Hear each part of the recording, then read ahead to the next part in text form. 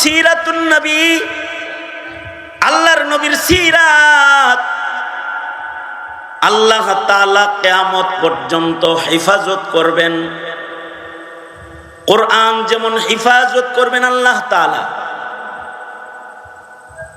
আল্লাহ পাক যেমন কোরআনের প্রতিটি নুক্তা অক্ষর হেফাজত করবেন, আল্লাহ পাক ওরকম সিরাত নবীজির জীবন, নবীজির জীবন আদর্শকে হেফাজত করবেন। আল্লাহর রাসূলের জন্ম থেকে মৃত্যু পর্যন্ত যা কিছু আছে সব উম্মত বৈশা বৈশা বলবে আর একদল শুনবে।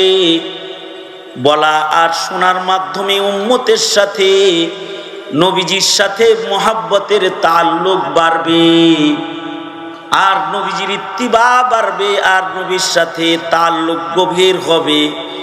নবীর সাথে তাল্লুক যত গভীর হবে, আল্লাহর সাথে বান্দার তাল্লুক তত বেশি গভীর হবে।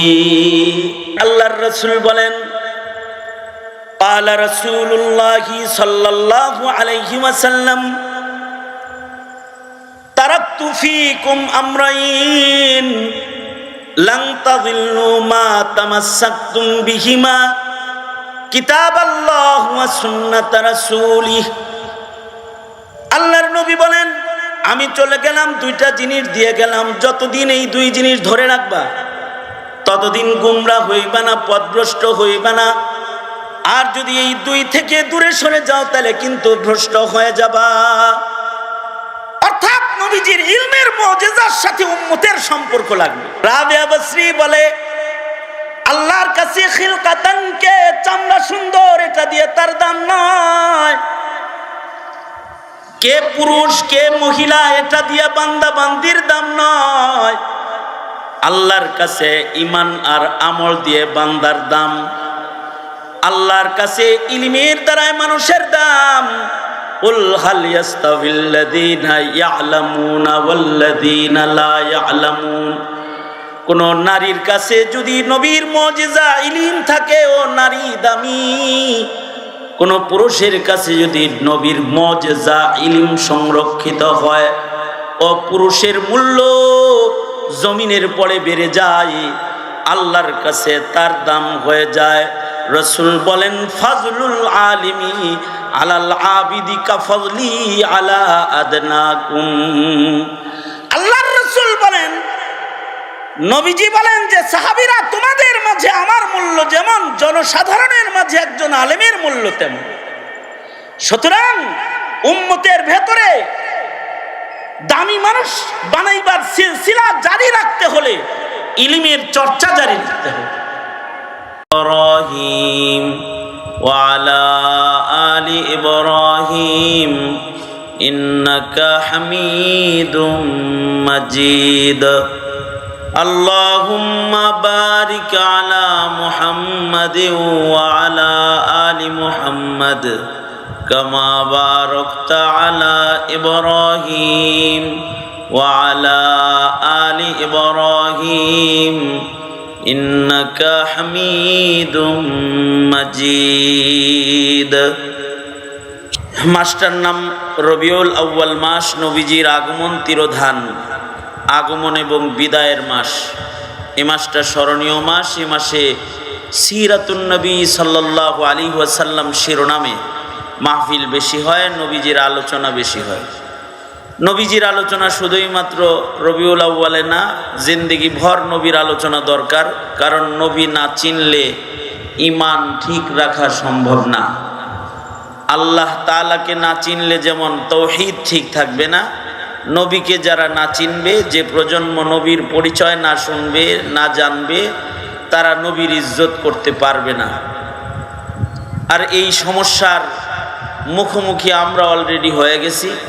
আমাদের বর্তমান প্রজন্মের সন্তানরা নবী না চিনার কারণে নাস্তিকদের মিছিল এখন অনেক বড়। নাস্তিকদের বাজার গরম হইতেছে। এটা হলো রাসূল না চিনা, আল্লাহ না চিনা, বরজখ না চিনা, আখেরাত না চিনা, না বুঝার কারণে নাস্তিকদের বাজার গরম হইতেছে। তারা নবী ভক্ত হইতেছে না, নবী না চিনার কারণে নেতা ভক্ত হয়,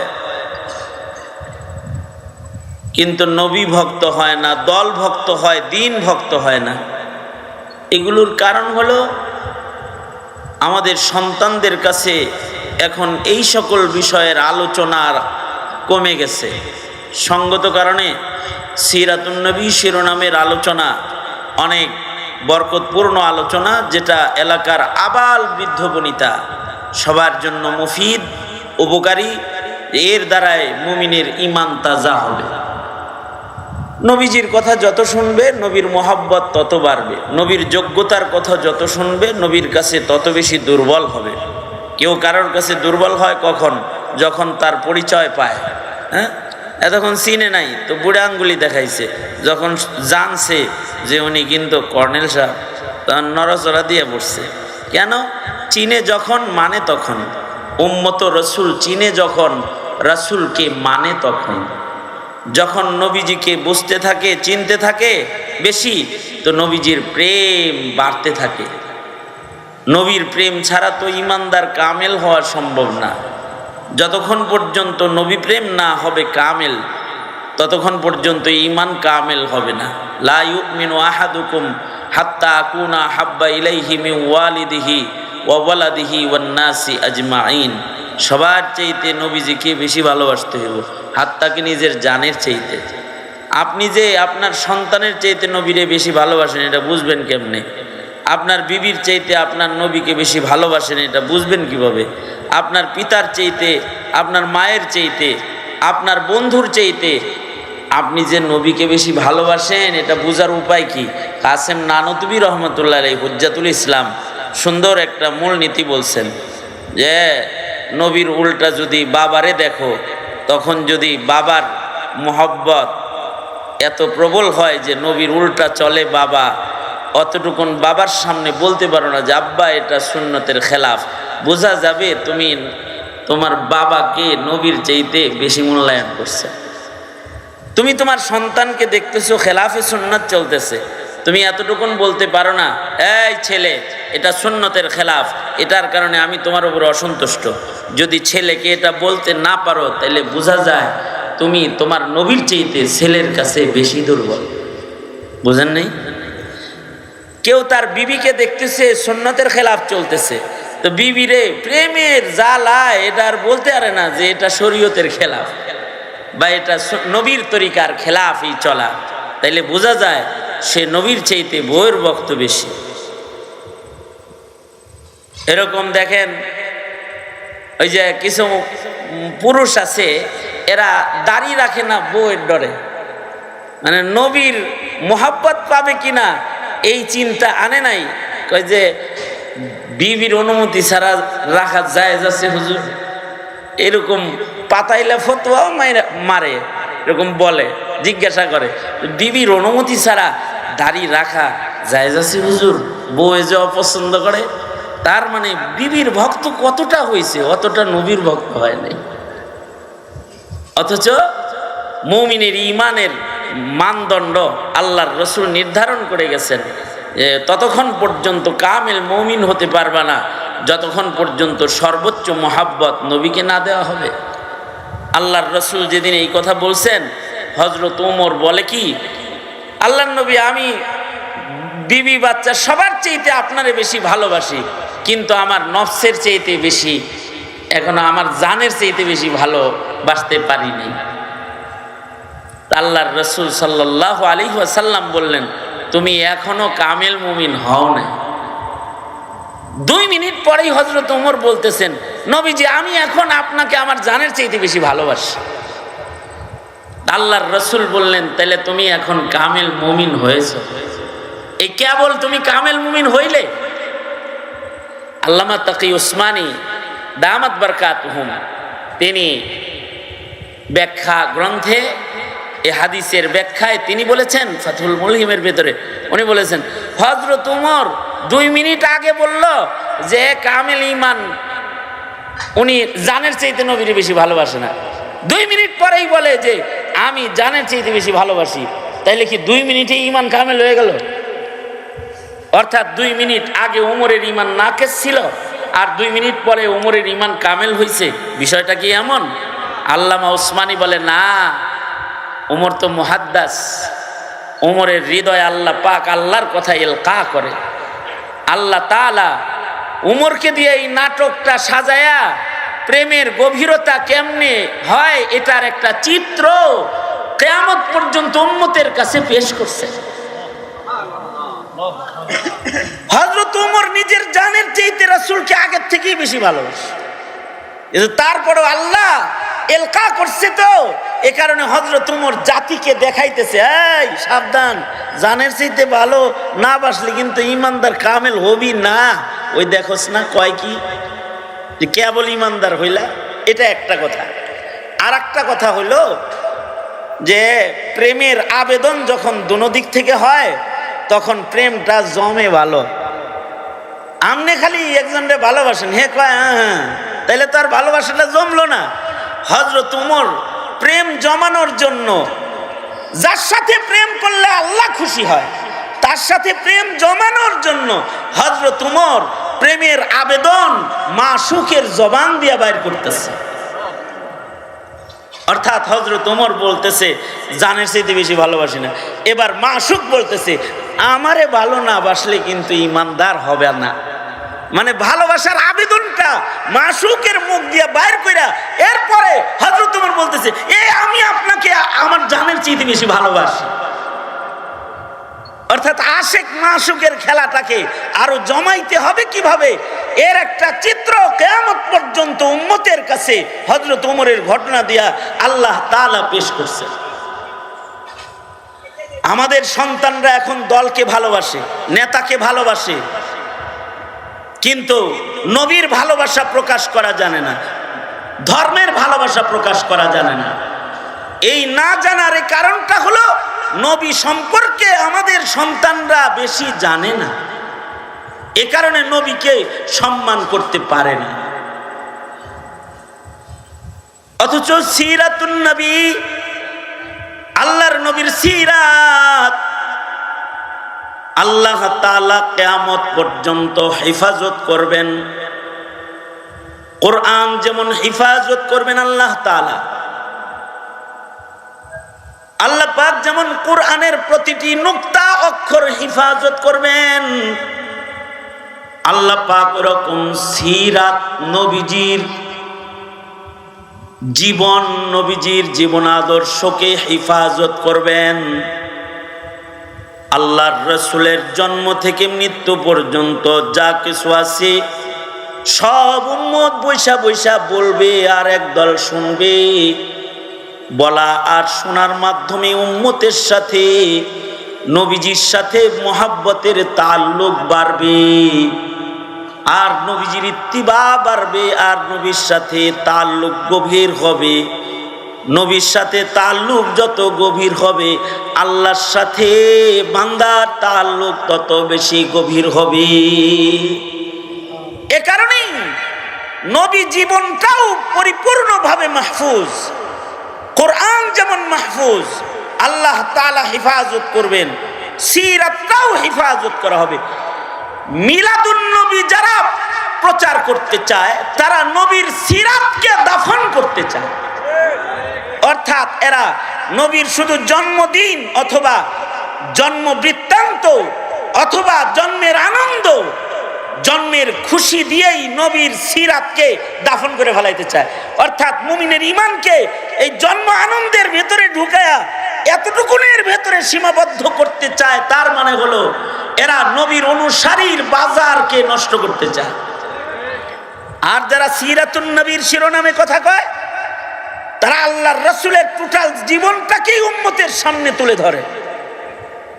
আল্লাহর নবীর জিন্দেগি উম্মতের কাছে যত খুলবে উম্মত নবীকে তত বেশি মানতে পারবে, বুঝতে পারবে, চিনতে পারবে।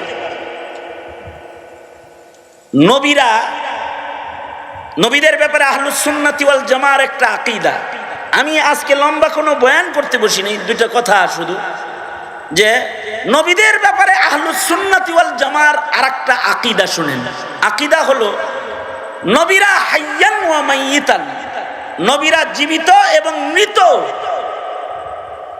জমিনের মানুষের জন্য উপকারী, অপকারী না। এই কারণে কারণেই কোন নবীর কবরে মাজারে বিদআত নাই। কোন নবীর কবর দিয়েও কেউ ধুকায় পড়ে না। ওলি বুজুর্গের কবর দিয়ে ধুকায় পড়ে, সেজদা দেয়। কোন নবীর কবর দিয়ে এরকম সেজদা শিরিক বিদআতের ধোঁকা নাই। নবীরা হাইয়ান ওয়া মাইয়িতান, জীবিত এবং মৃত, জমিনের উপরে থাকুক আর নিচে থাকুক, নবীরা উম্মতের জন্য রহমত এবং উপকারী। আমাদের নবী মুহাম্মদুর রাসূলুল্লাহ সাল্লাল্লাহু আলাইহি ওয়াসাল্লাম তো নবীদের সরদার। নবীজি মৃত অবস্থায়ও উম্মতের জন্য উপকারী, অর্থাৎ নবীজি কবরে থেকে উম্মতের উপকার করতেছেন। নবীর দ্বারায় উম্মত উপকার পাইতে থাকবে কিয়ামত পর্যন্ত। হ্যাঁ, দুইজন পয়গম্বরের অনুসারীরা নবীর দ্বারায় উপকৃত না হয়ে অপকৃত হয়ে গেছে, ইহুদি নাসারারা। একদল উজাইর আলাইহিস সালাতু ওয়াস সালামকে শিরিক করে আল্লাহ পাকের জুজ বানায় ফেলেছে, আর একদল ঈসা আলাইহিস সালাতু ওয়াস সালামকে আল্লাহ পাকের জুজ বানায় ফেলেছে। কারণ কি? কারণ হলো ওনাদের জীবনে অলৌকিক মুজিজা ঘটেছিল। হযরত উজাইরের মুজিজা হলো, তিনি একদিক দিয়ে যাইতেছিলেন, তো উনি মসজিদুল আকসা দেখে বললেন, এই অনাবাদী আকসা এরিয়া আবার কিভাবে আবাদ হবে? আল্লাহ তাআলা হযরত উজাইরকে ইন্তেকাল দিয়ে দিলেন। 100 বছর পরে আল্লাহ আবার জীবিত করলেন, বুঝাইলেন তোমরা যেমন 100 বছর পরে জীবিত করছি এমনি সব আবার ঠিক করবো। এই যে উনার জীবনের এই মুজিজা, এই মুজিজার কারণে উম্মত ধোঁকায় পড়ে হযরত উজাইর আলাইহিস সালাতু ওয়াস সালামকে আল্লাহ পাকের সন্তান সাব্যস্ত করেছে একদল। আর ঈসা আলাইহিস সালাতু ওয়াস সালামের আজব কিছু মুজিজা। একটা মুজিজা হলো তিনি বাপ ছাড়া জন্মগ্রহণ করেছেন। আর আরো কিছু আজব মুজিজা, আন্ধার চোখে হাত রাখলে চোখ হয়ে যেত, মরা মানুষকে কবরের পারে দাঁড়ায় ডাক দিলে সোজা কবর থেকে দাঁড়ায় যেত। এই যে আশ্চর্য আশ্চর্য মুজিজা আল্লাহ উনাকে দিয়েছিলেন, এই মুজিজার কারণে উনি আসমানে জীবিত থাকার পরেও উনার অনুসারীরা উনাকে আল্লাহর ছেলে বানায় ফেলেছে, জুজ বানায় ফেলেছে। কিন্তু মুহাম্মদুর রাসূলুল্লাহ সাল্লাল্লাহু আলাইহি ওয়াসাল্লাম আমাদের নবীকে আল্লাহ তাআলা শ্রেষ্ঠ পয়গম্বর বানিয়ে সারা দুনিয়ার জন্য রহমত বানিয়ে নবীজির ইন্তেকালের পরেও আলামিনের ভেতরে নবীজির ফয়েজকে আম করার জন্য, নবীজির দ্বীনকে টিকানোর জন্য নবীজিকে আল্লাহ তাআলা সর্বোচ্চ আজব মুজিজা দান করেছেন, সেটা হলো নবীজির ইলমের মুজিজা এবং নবীজির সিরাতের মুজিজা, নবীজির ইলম হেফাজতের মুজিজা, নবীজির সিরাত হেফাজতের মুজিজা। নবীজি চলে গেছেন 1500 বছর আগে, কিন্তু নবীর ইলম এখনো যেমন রেখে গেছেন তেমন আছে। এটা নবীর সবচেয়ে বড় মুজিজা। এই মুজিজা যতদিন হেফাজত হবে ততদিন এই উম্মতের ভেতরে নবীর সিরাত ও ইলম হেফাজত হলে এই উম্মত হিদায়াতের উপরে অটল থাকবে। আর যদি উম্মত নবীজির এই মুজিজাত থেকে দূরে সরে যায়, এরা গোমরাহ হয়ে যাবে।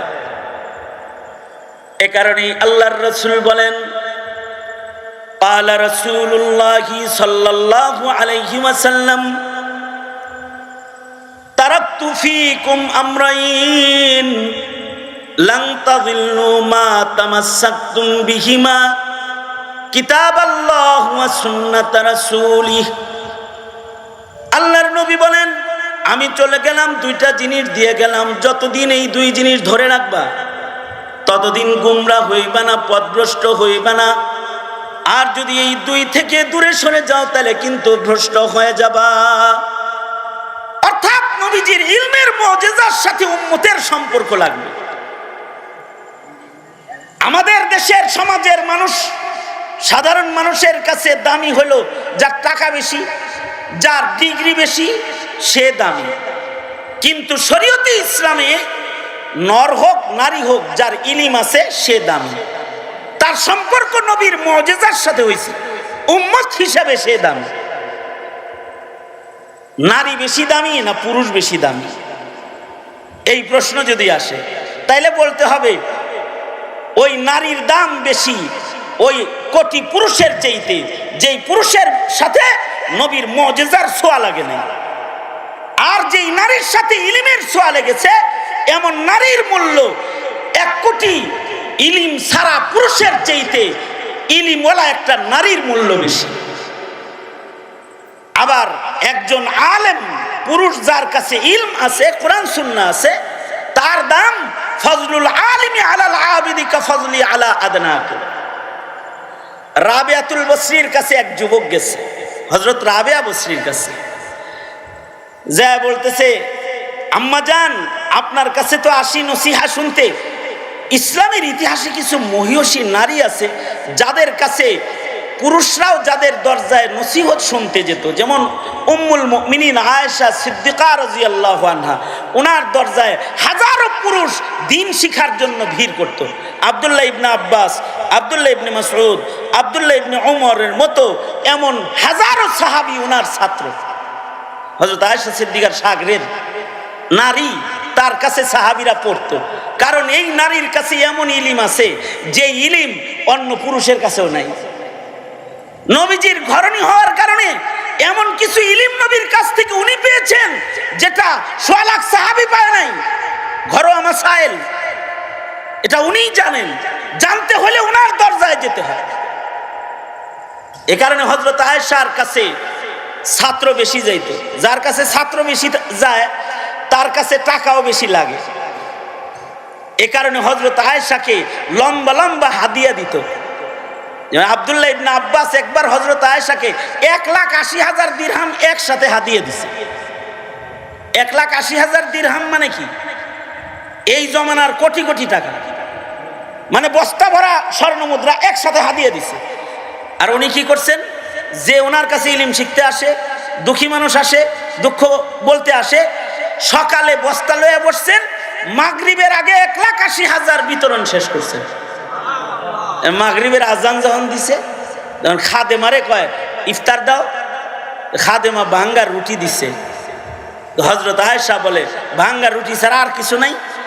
তো খাদেমা বলে 1,80,000 বৈশা বৈশা যে ছাত্রগর ভিতরে বিতরণ করলেন আর গরিব মানুষকে দিলেন, তাল ছিল না তখন, ঘরে কিছু নাই। তো হযরত উম্মুল মুমিনিন বলে আমাকে ওই কথা বলে কষ্ট দিস না, আল্লাহর প্রেমে আমি ভুলে গেছিলাম ঘরে কিছু নাই। একবার আমিরে মুআবিয়া রাদিয়াল্লাহু আনহু বেলা বাজে 2টা 2:30, ওই সময় 1,00,000 দিরহাম ওনার কাছে পাঠাইছে। হযরত আয়েশা 1,00,000 দিরহাম পায় তো অস্থির হয়ে গেছে। আমরা পাইলে তাড়াতাড়ি ঘড়ি দেখতাম যে ব্যাংক বন্ধ হইব কয়টা।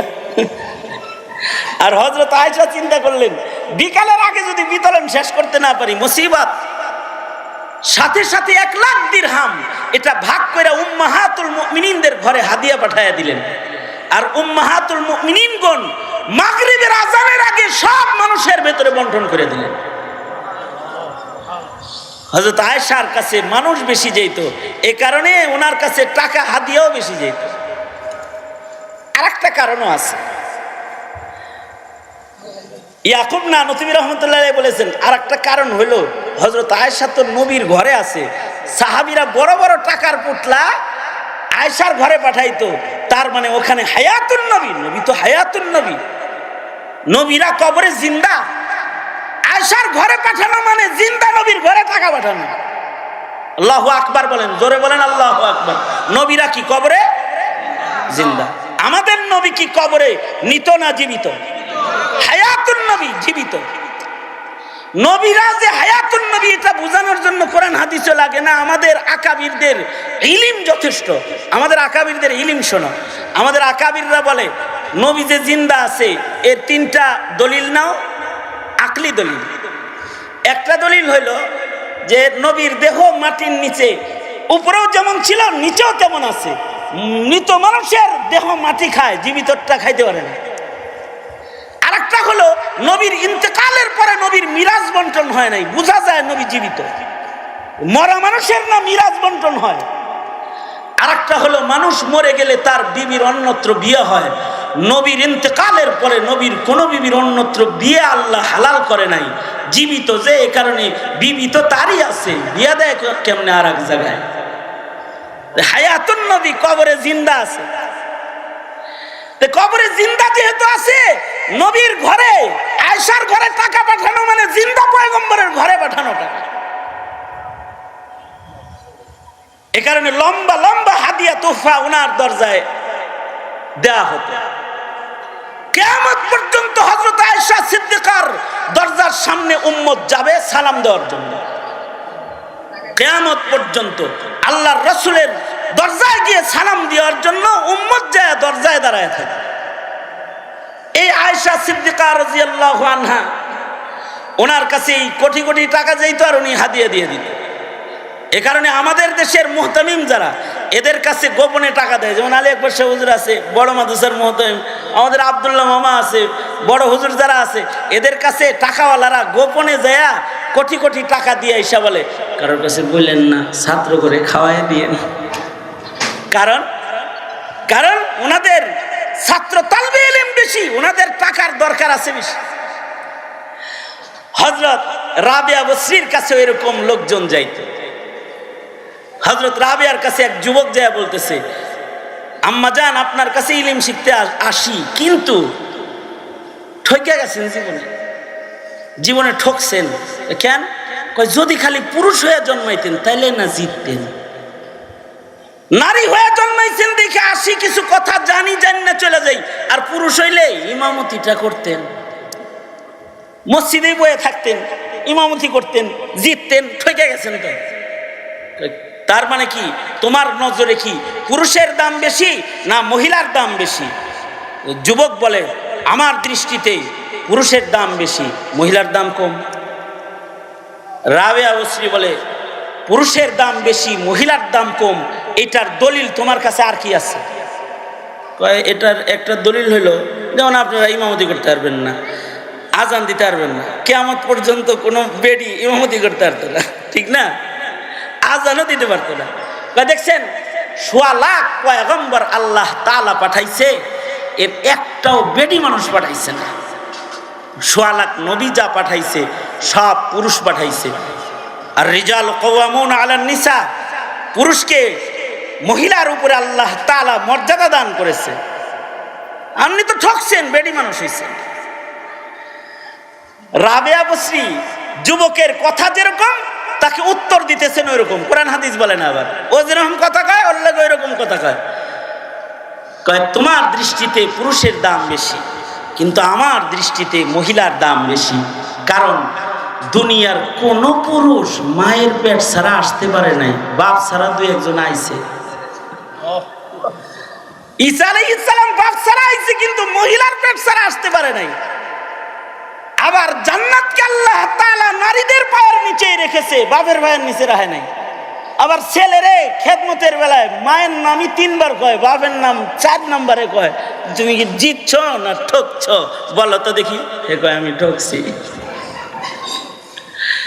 রাবিয়া বসরি বলে, আল্লাহর কাছে খিলকাতান কে, চামড়া সুন্দর, এটা দিয়ে তার দাম নয়। কে পুরুষ কে মহিলা, এটা দিয়ে বান্দা বান্দির দাম নয়। আল্লাহর কাছে ঈমান আর আমল দিয়ে বান্দার দাম। আল্লাহর কাছে ইলমের দ্বারাই মানুষের দাম। কুল হাল ইয়াস্তাবিল্লাযীনা ইয়ালামুনা ওয়াল্লাযীনা লা ইয়ালামুন। কোন নারীর কাছে যদি নবীর মুজিজা ইলম থাকে, ও নারী দামি। কোন পুরুষের কাছে যদি নবীর মুজিজা ইলম সংরক্ষিত হয়, ও পুরুষের মূল্য জমিনের পরে বেড়ে যায়, আল্লাহর কাছে তার দাম হয়ে যায়। রাসূল বলেন, ফাজলুল আলিমি আলাল আবিদি কাফজলি আলা আদনাকুম। আল্লাহর রাসূল বলেন, নবীজি বলেন যে সাহাবীরা, তোমাদের মাঝে আমার মূল্য যেমন জনসাধারণের মাঝে একজন আলেমের মূল্য তেমন। সুতরাং উম্মতের ভেতরে দামি মানুষ বানাইবার সিলসিলা জারি রাখতে হলে ইলমের চর্চা জারি রাখতে হবে। বর্তমান সময়ের শিক্ষা ব্যবস্থা মুসলমানদেরকে ইলম থেকে দূরে সরায় মূর্খ বানায় সব মুশরিক আর মুরতাদ বানানোর চক্রান্ত করতেছে। উলামায়ে কেরামের শুকরিয়া আদায় করে আপনারা শেষ করতে পারবেন না। এরা মাদ্রাসা জিন্দা রেখে আপনার সন্তানের ঈমান বাঁচানোর চেষ্টা করতেছে, আপনার সন্তানকে রাসূল চিনানোর চেষ্টা করতেছে। যদি এই ইলমের সাথে জাতির সম্পর্ক না থাকে তো জাতি বিভ্রান্ত হয়ে যাবে। হকের উপরে চলা, সিরাতে মুস্তাকিমের উপরে চলার যোগ্যতা এই জাতির আসবে না। আর এই ইলম, নবীর সিরাত, নবীর রেখে যাওয়া কোরআন, এটা নবীর সবচেয়ে বড় মুজিজা। সারা পৃথিবীর সকল বিজ্ঞান আর সকল প্রযুক্তি ব্যবহার করেও নবীর রেখে যাওয়া কোরআন হাদিসকে মিটায় দেওয়া সম্ভব না। যারা মিটাইতে আসবে তারা মিটে যাবে, কোরআন হাদিস থেকে যাবে। দেখেন না, পৃথিবীর সব জ্ঞান বিজ্ঞান কম্পিউটারে ঢুকতেছে আর কোরআন আর হাদিস মাথার ভিতরে ঢুকতেছে। এখনো বাচ্চাদের ভেতরে হাফেজে কোরআনের সংখ্যা বেশি। ছোট ছোট বাচ্চারা কোরআন হাফেজ হইয়া হিফজ কইরা বিশ্ব পুরস্কার নিয়ে আসতেছে। লক্ষ হাদিসের হাফেজ ছোট বাচ্চা পাওয়া যাচ্ছে। এদের লাখ হাদিস মুখস্থ হয়ে গেছে, বাচ্চা বয়স, কিশোর বয়স 1 লাখ হাদিস মুখস্থ এরকম পাওয়া যাচ্ছে। বিজ্ঞান যখন সফটওয়্যারে ঢুকতেছে তখন আল্লাহ তাআলা কোরআন আর হাদিসকে মানুষের মাথায়, কালবের ভেতরে সংরক্ষণ করতেছে। তার মানে দুনিয়ার সব মিটতে পারে, নবীর মুজিজা কোরআন হাদিস মিটতে পারে না। সুতরাং কোরআন হাদিসের খাদেম হওয়া, মুঈন হওয়া, মুহিব হওয়া, যেটাই হবে ওইটার ভিতরেই ফজিলত। রাসূল বলেন, কুন আলিমান আও মুতাআল্লিমান আও মুঈনান আও মুহিব্বান। যে কোনো একটা হয়েও তুমি কোরআন হাদিসের ইলমের সাথে নিজেকে জড়ায় রাখো। সুতরাং এই মাদ্রাসার দেখভাল করব ইনশাআল্লাহ। বলেন, এর মাধ্যমে নবীজির সাথে উম্মতের মহব্বত মজবুত হবে। আর এই মাদ্রাসার মাধ্যমে নবীর সিরাত হিফাজত হবে, নবীর রেখে যাওয়া কোরআন হেফাজত হবে। আল্লাহ তাআলা আমাদেরকে আল্লাহর রাসূলের রেখে যাওয়া আমানতের সংরক্ষণ করার তৌফিক দান করুন, আমিন বলেন।